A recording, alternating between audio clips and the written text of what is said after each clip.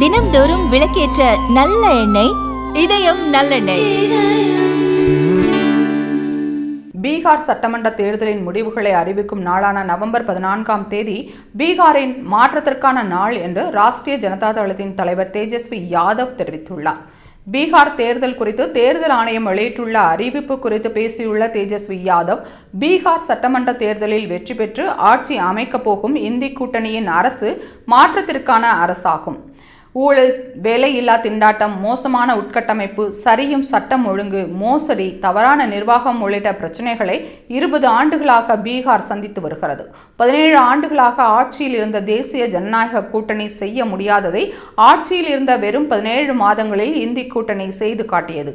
அது மட்டுமல்லாமல் தேர்தலுக்கு பிறகு ஆட்சி அமைத்தால் பீகாரின் வளர்ச்சிக்கும் வேலைவாய்ப்புகளை உருவாக்குவதிலும் முன்னுரிமை அளிக்கப்படும் என்று தெரிவித்தார்.